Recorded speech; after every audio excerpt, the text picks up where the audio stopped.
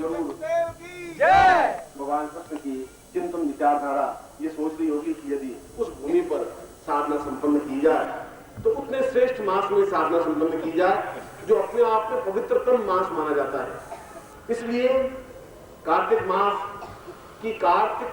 अपने आप में पूर्णता का प्रतीक मास है। यदि आपने कार्तिक मास देखे तो कार्तिक में 4 अमावस्या है, एक अमावस्या नहीं है। आपने तो एक अमावस्या सुनी, कार्तिक कृष्ण पक्ष अमावस्या को, अमावस्या दीपावली की रात्रि को अमावस्या कहते हैं। मगर इसके अलावा शास्त्रों में, और बहुत पुराने शास्त्रों में नहीं, गीता में, मैं जब कुरुक्षेत्र में बात करूंगा तो फिर गीता का आधार लेकर के बात करूंगा। गीता में स्वयं 4 अमावस्याओं का वर्णन कार्तिक महीने में किया गया है कि कार्तिक में 4 अमावस्या है। उसको वश में करने की क्रिया का विशेष स्थान, उसको काल कहते हैं। मैंने तुम्हें कहा काल, पात्र और समय को चिंतन करना चाहिए।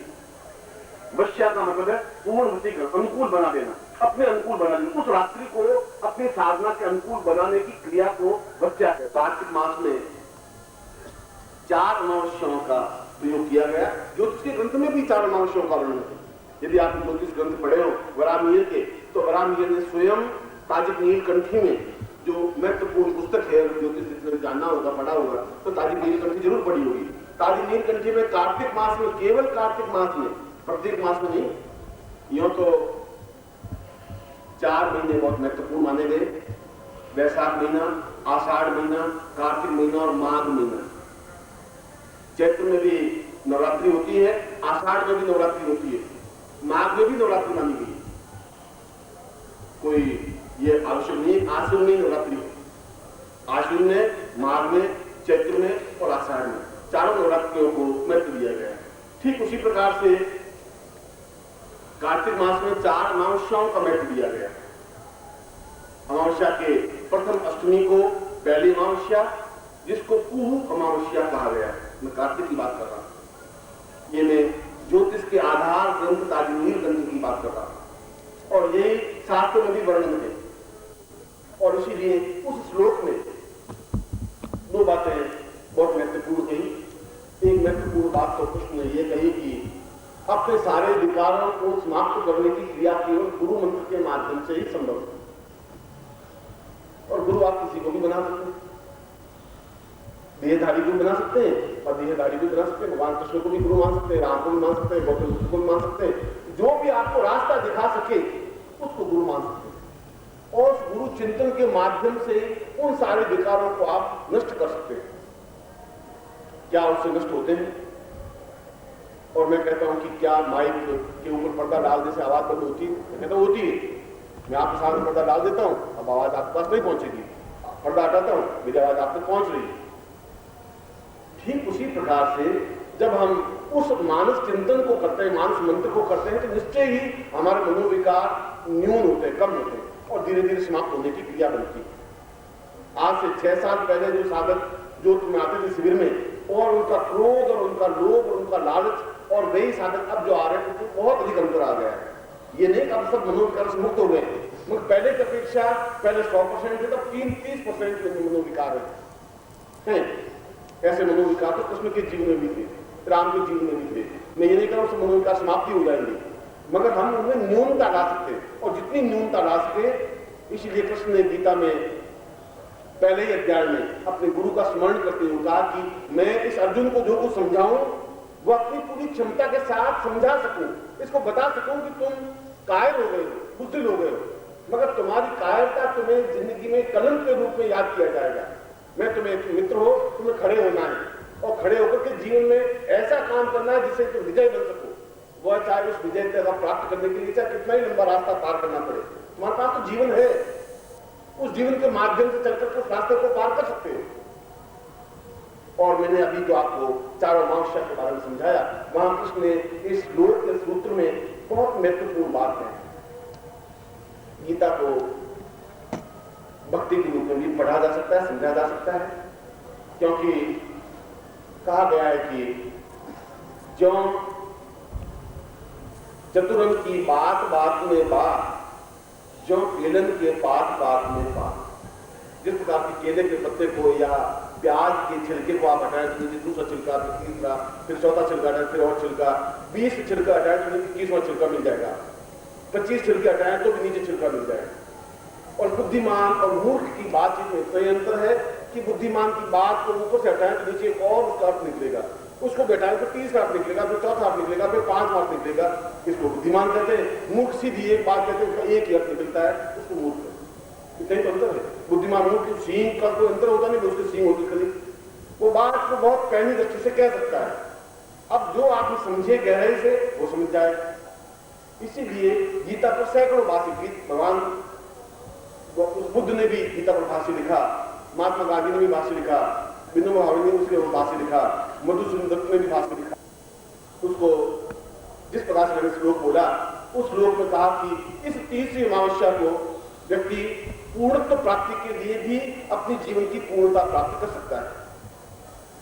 और पूर्णता मतलब पूर्णता दो चीजों से बनती है। एक, अपने जीवन को, शरीर को पूर्ण स्वस्थ बना करके, कायाकल्प करके, अपने शरीर को पूर्ण तंदुरुस्त बना करके, क्योंकि यह शरीर एक मंदिर है, उस मंदिर की सुरक्षा करना हमारा कर्तव्य है। अगर शरीर नहीं है तो साधना हो नहीं सकती। अगर आप बीमार हैं, असक्त हैं, रुग्ण हैं, अगर पड़े हुए हैं खाट पर और मैं अगर आपका साधना कम समझाऊंगा तो व्यर्थ होगा, आप घर में बैठ नहीं सकेंगे। इसलिए भगवान कृष्ण ने कहा कि शरीर को पूर्णता देना पहली पूर्णता, और आत्म दृष्टि से पूर्णता प्राप्त करना दूसरी पूर्णता, सभी बंधनों से मुक्त होने की क्रिया तीसरी पूर्णता, धर्म के प्रति पूर्णता प्राप्त करना चौथी पूर्णता। इन चारों चीजों को प्राप्त करने के लिए इस तीसरी अमावस्या का प्रयोग होना चाहिए। पहला, अपने शरीर को पूर्ण स्वस्थ और तंदुरुस्त बनाने की क्रिया। दूसरा, आत्म दृष्टि से पूर्णता प्राप्त करने की क्रिया। तीसरा, अपने जीवन में उस पारिवारिक दृष्टि से सफलताओं के अग्रसर होने की क्रिया। और चौथा, धर्म के माध्यम से अपने जीवन को पवित्र और दिव्य उदात्त बनाने की क्रिया, जिससे कि सारे झंझटों से, सारे बंधनों से मुक्त हो सके, स्वतंत्र हो सके, अपने जीवन को पूर्णता के साथ ईश्वर के चरणों में चिंतन के साथ पूर्णता दे सके, मगर वैसा कि हम इस पर तटस्थता से देख करके आगे बढ़ सके। उसने और दो बातें थी। कल का दिन, क्योंकि आज मुझे आना था आपके सामने सुबह 11 बजे, और इन लोगों ने घूमते गांव से मुझे पहुंचाया 4:30 बजे, 5 बजे। जो मैं बात करना चाहता था आपको 11 बजे, जिससे मैं चाहता था शाम को मैं आपको उस साधना क्रम के बारे में ज्यादा समझाऊं, मगर सुबह जितना काम जैसा होना चाहिए था उस प्रकार से भाग दौड़ में नहीं हो पाया। मगर कल का दिन हमारे लिए इतनी महत्वपूर्ण है कि शास्त्रों में जो तीसरी अमावस्या है वो कल का दिन अमावस्या के रूप में है, जिससे हम उन चीजों को पूर्णता को अपने आप ही वश में कर सके। कायाकल्प का तात्पर्य है अपने शरीर, काया जो हमारी शरीर है उसमें बिल्कुल परिवर्तन ला सके, कल्प ले सके, एक अंतर ला सके, बदलाव ला सके। ये कायाकल्प आयुर्वेद के माध्यम से भी संभव है, ये कायाकल्प मंत्रों के माध्यम से भी संभव है, ये कायाकल्प शक्तिपात के माध्यम से भी संभव है, ये कायाकल्प समाधि के माध्यम से भी संभव है। 4 चीजें हैं। इस कायाकल्प को 4 तरीकों से आप अपने शरीर को कायाकल्प कर सकते हैं। औषधियों के माध्यम से संभव नहीं है। औषधियों के माध्यम से जीवन चल सकता है, मैं दवा लूं चलेगा, क्योंकि इन चारों चीजों पर हमारा विश्वास नहीं है, चारों चीजों पर हमारा कंट्रोल नहीं है। आयुर्वेद के बारे में हमें ज्ञान है ही नहीं, और आयुर्वेद सही ढंग से हमें उपलब्ध नहीं है, क्योंकि जो कुछ राज्य गवर्नमेंट हमें दे रही है हम उसी को स्वीकार करते हैं। राज्य कह रहे हैं आयुर्वेद बेकार है, हमने मान लिया आयुर्वेद बेकार। राज्य कह रहे हैं एलोपैथी बिल्कुल सही दवाएं, हमने एलोपैथी को सही दवाएं मान।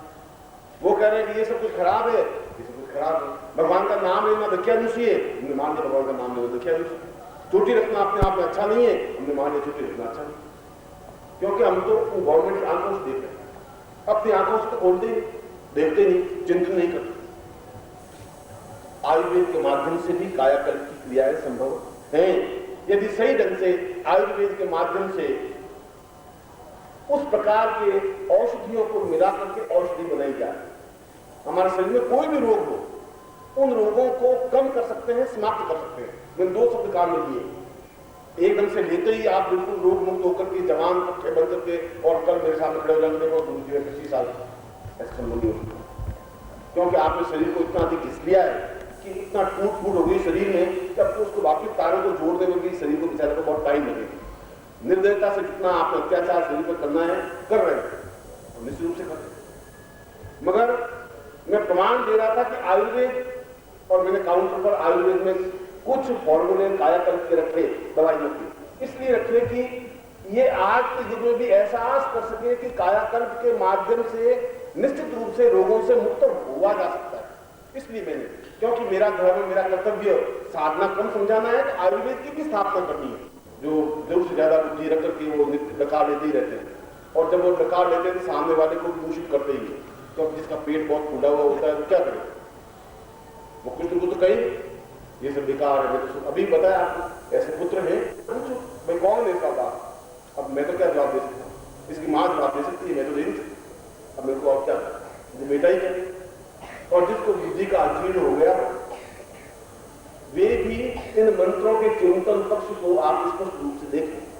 आपने, या लोग कहते हैं कि क्या चमत्कार है, मंत्रों के माध्यम से कोई चमत्कार हो सकता है क्या, और मैं कह सकता हूं कि आप जिसमें चमत्कार देखना चाहें आपको दिखा, तो बड़ी बात, मंत्रों के माध्यम से चमत्कार हो सकता है। कल कुरुक्षेत्र को तो स्थान, इससे उच्च कोटि का स्थान नहीं हो सकता।